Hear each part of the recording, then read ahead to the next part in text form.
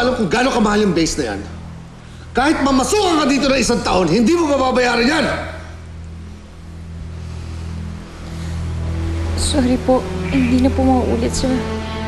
Sorry. Sorry ka talaga! Dahil iaawas ko yan sa sweldo mo para maintindihan mo! Bernard, tama na. Baka naman talagang hindi sinasadya ni Elang nangyari.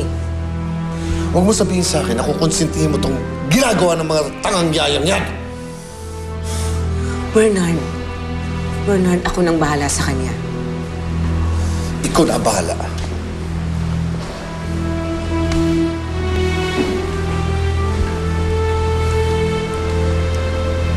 Ella, sana wag nang maulit itong nangyari, ha? Next time, mag-iingat ka na lang, okay? Sorry po, ma'am. Hindi na po talaga mauulit. Okay.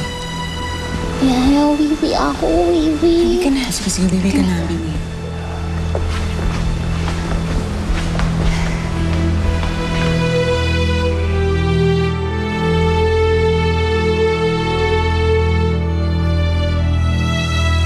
Ay, nako.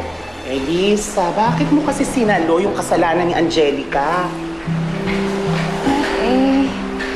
Ewan ko ba? Naawa kasi ako eh.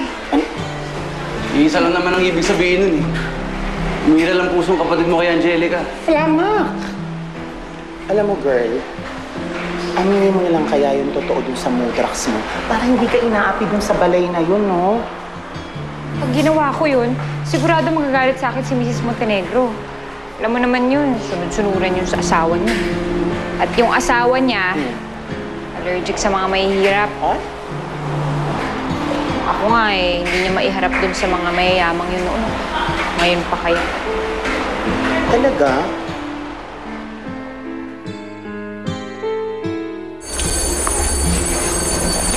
Oh, Angelica, dito muna tayo ha, habang nag-aantay tayo ng sundo mo.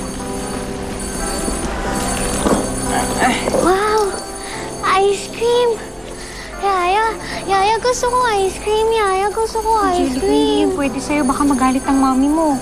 Pili mo ako.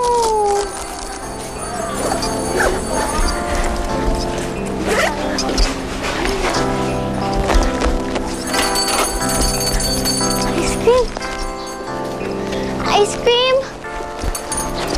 Ice cream! Ice cream! Manong ice cream! Ice cream! Angelica?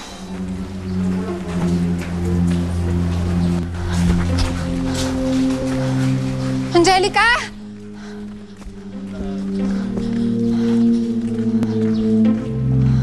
Angelica!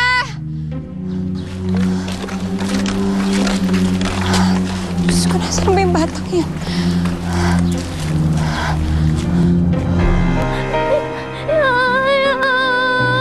Angelica! Ma'am, nawawala ako kasi si Angelica eh. Ano? Pinagkatiwalaan kita dahil ang buong akala ko, maaalagaan mong anak ko. Wala ka rin palang kwentang yaya. Kayo ang walang kwentang ina.